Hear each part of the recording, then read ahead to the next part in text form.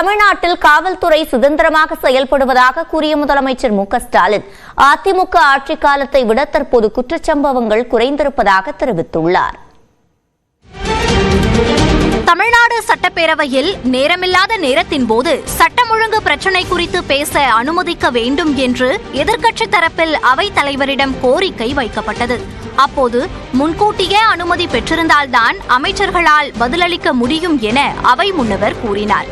இதற்கு எதிர்க்கட்சிகள் எதிர்ப்பு தெரிவித்து அமளியில் ஈடுபட்ட நிலையில் முக்கியமான பிரச்சினை என சொல்வதால் எதிர்க்கட்சித் தலைவரை பேச அனுமதியுங்கள் என்று சபாநாயகரிடம் முதலமைச்சர் தெரிவித்தார்.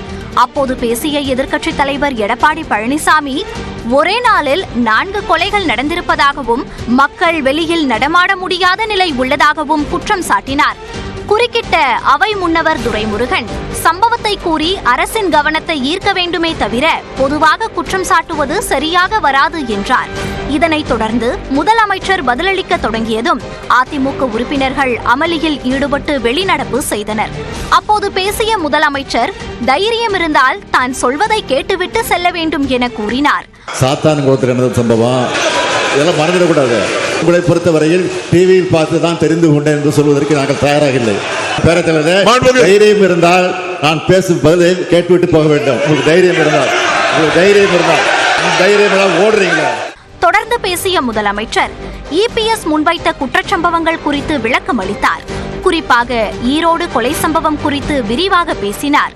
கிச்சிப்பாளையத்தை சார்ந்த சரித்திர பதிவேடு குற்றவாளி செல்வதுடன் கடந்த 2020ஆம் ஆண்டு சேலம் மாநகரில் கொலை செய்யப்பட்ட வழக்கில் சாணக்கியன் 2வது எதிரி என்பதாக அதுக்கு பழி வாங்குகிற நோக்கத்தில் இந்த சம்பவம் நடந்திருக்கலாம்னு முதற்கட்ட விசாரணையில தெரியுது.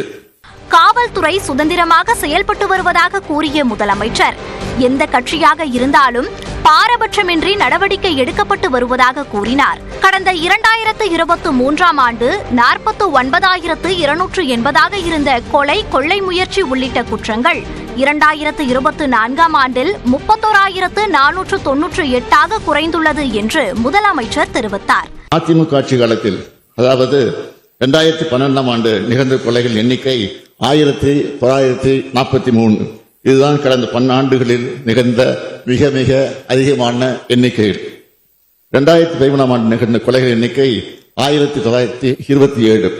கொரோனா காலத்திலும் லாக்டவுன் இருந்த போதும் அதிமுக ஆட்சி காலத்தில் 2026ஆம் ஆண்டில் நிகழ்ந்த கொலைகளின் எண்ணிக்கை 1661. இந்நிலையில் சட்டமன்றத்துக்கு வெளியே செய்தியாளர்களை சந்தித்த எதிர்க்கட்சித் தலைவர் எடப்பாடி பழனிசாமி, தமிழ்நாட்டில் காவல்துறை இருக்கிறதா என சந்தேகம் எழுவதாக விமர்சித்தார். குற்றச்செயல் ஈடுபடுகின்ற குற்றவாளிகளுக்கு காவல்துறையை கண்டால் அச்சமில்லை. இந்த அரசாங்கம் எப்பொழுது பார்த்தாலும் குற்றம் நடந்தால் கைது செய்கிறோம் என்று சொல்லி பொறுப்பை தட்டி கெழுப்பது, அதுதான் ஒவ்வொரு முறையும் நாங்கள் கேட்கின்ற கேள்விக்கு பதிலாக இருக்கின்றது. தமிழகத்தில் காவல்துறை ஒன்று இருக்கின்றதா என்ற கேள்வி இப்பொழுது எழுந்திருக்கின்றது. சட்டம் ஒழுங்கை காக்க அரசு தவறினால் தமிழ்நாட்டு மக்கள் கொதித்தெழும் சூழ்நிலை உருவாகும் என்றும் எடப்பாடி பழனிசாமி குறிப்பிட்டார்.